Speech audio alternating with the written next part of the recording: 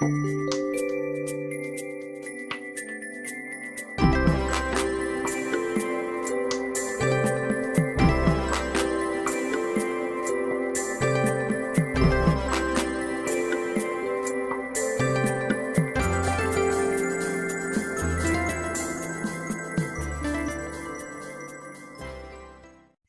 Aries. Welcome to Pandora Astrology's monthly horoscope for November of 2022. We are the astrologers of Pandora Astrology. I'm Jamie Kell Miller. I'm in Berkeley, California. I'm Julia Mijas in San Francisco, California. Hey, Aries. This month's themes revolve a lot around your relationships, your most intimate relationships, and also money and debt. If you need clarification, anything Julia and I say can be more fully explained in a lifelong love reading if you want to focus on relating, or a natal and transit reading if you want to focus on finances. You'll find links for these in the text that comes with this video.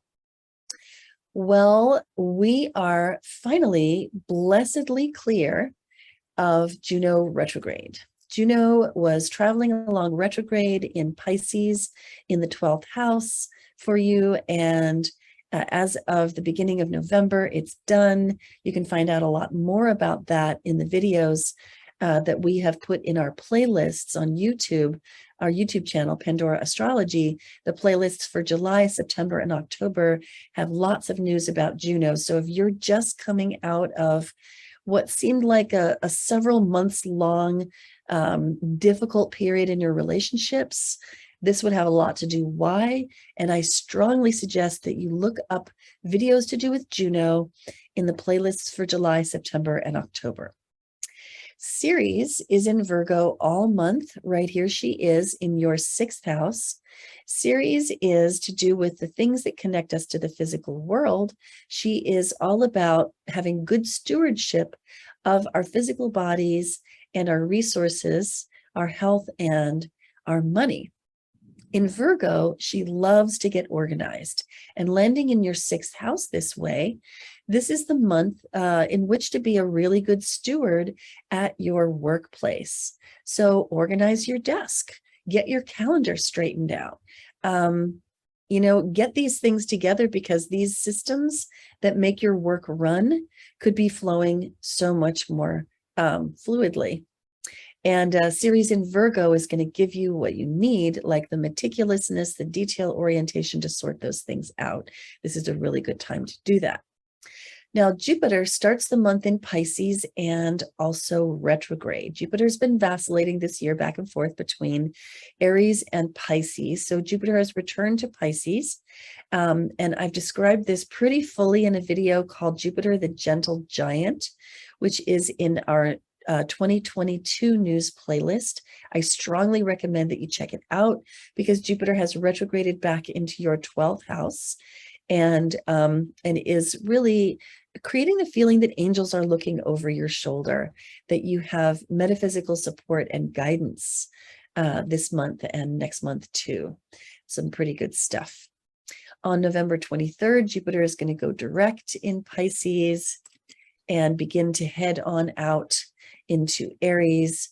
And at that point, your access to your guidance is going to get even better. So check out the video about it. Jupiter in Pisces, the Gentle Giant, in the November 2020, in the 2022 news playlist.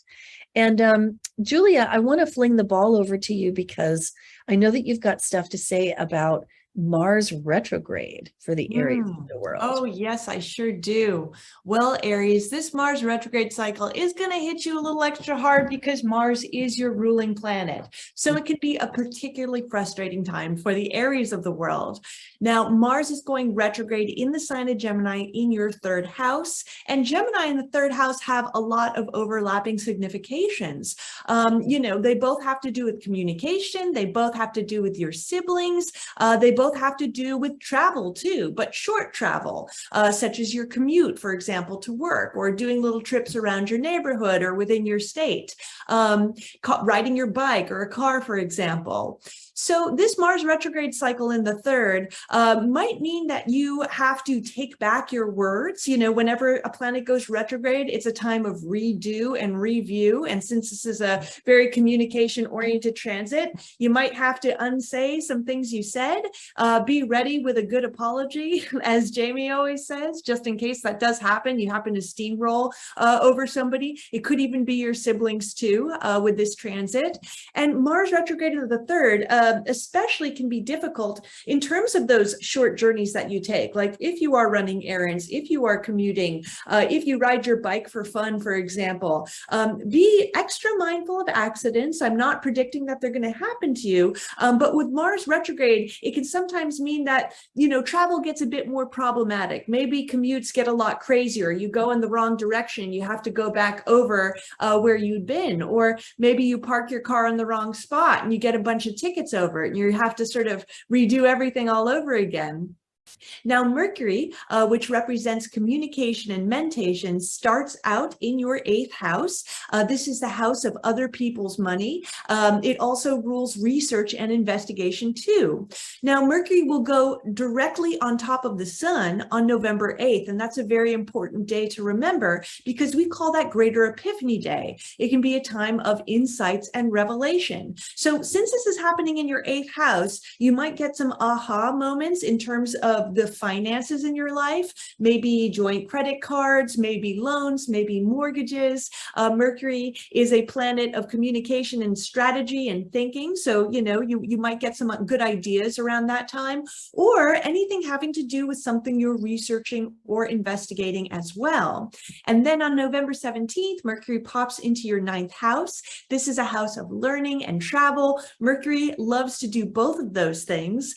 So long distance travel might be a little easier for you this month instead of short distance travel, if that makes any sense. Mercury is one of the travel planets. The 9th is a travel house, but it usually has more to do with sort of very long distance travel, like planning a trip to Mexico. This would actually be a great time for planning things in terms of international travel, or thinking about going back to school or learning something new, because Mercury and the 9th house both have to do with that. And then finally, Venus, everybody's favorite because she represents our relationship. She's the planet of beauty and pleasure, and who doesn't like those things? She starts off the month in your 8th house. Again, this is the financial house. This is a house of research, investigation, also deep intimacy, since it's naturally ruled by Scorpio. So Venus in the 8th house tends to find a little bit of pleasure in sort of merging more deeply with your partner if you're currently in a relationship. You know, this month could have a lot of financial implications for you because of all that 8th house stuff coming from both Venus and Mercury, especially Mercury having the Greater Epiphany Day there. So this could be a great time to get together with a loved one, someone close, start thinking and talking about money, how maybe you both will do better if you pool your money together, for example.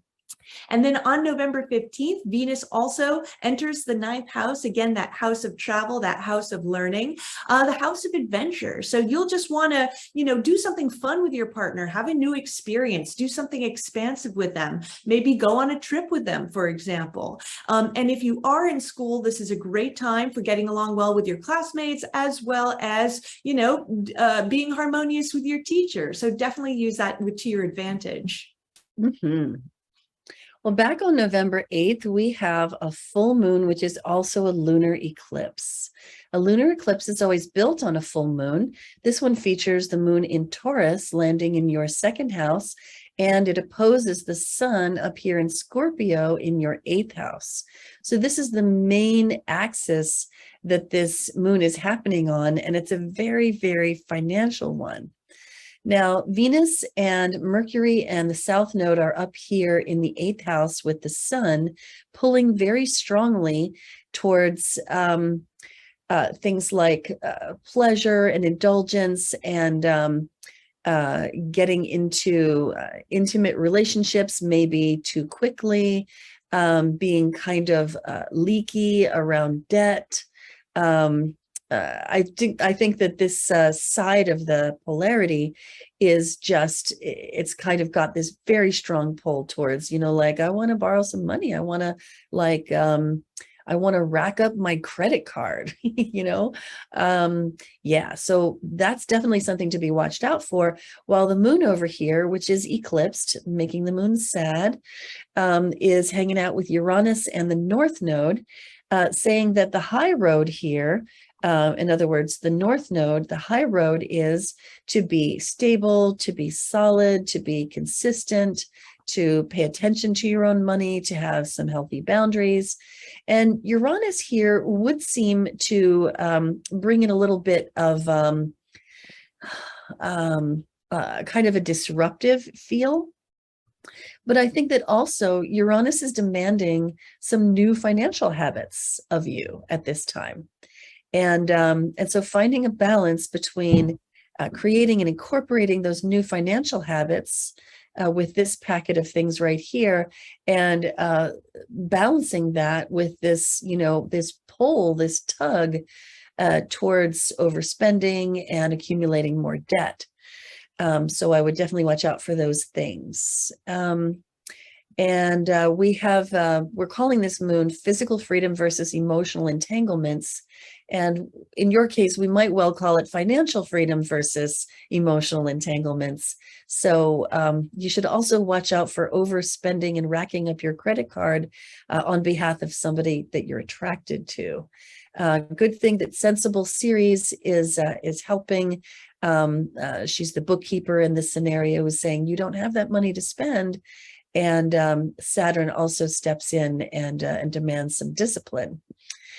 So then we have the second moon of this month, which happens on November 22nd. This is the day that the sun moves into Sagittarius. So we have the seasonal change. Scorpio finishes right here on the 21st.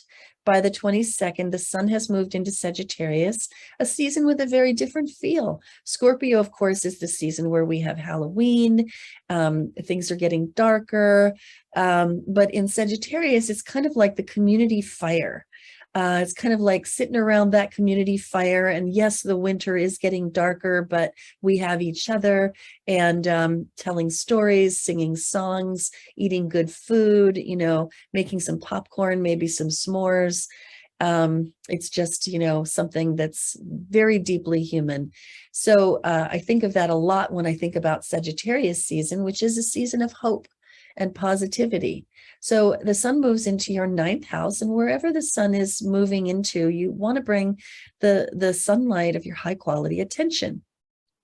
And so this being a house of hope and expansion and growth and travel and fun and wandering and adventure, these are the things that you should be nourishing to make them flourish with the sunlight of your high quality attention.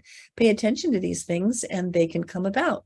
So it might be a good time for like planning a trip, for example. The other moon that I want to tell you about happens right away on November 23rd.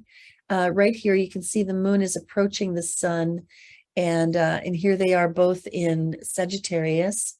And so the moon and sun together here in the 9th house in Sagittarius is so full of fun and playfulness. We're calling this moon the wisdom of foolish hope. This is the house of the seeker. This is the house of the archer who, shoots that arrow into the air, and by overshooting, we hope that it will land someplace good.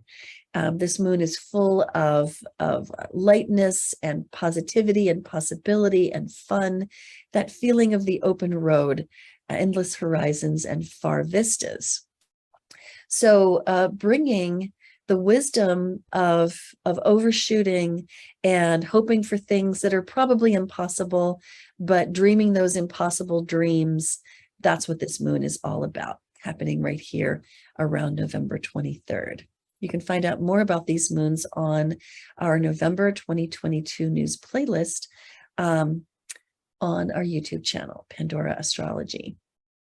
And you can always find out more about the news of the month on our website, pandoraastrology.com, where you'll find the monthly forecast and readings and classes. If you enjoyed this video, please be sure to like, share, and subscribe to our channel. And we'll see you around the cosmos. Bye-bye. Bye.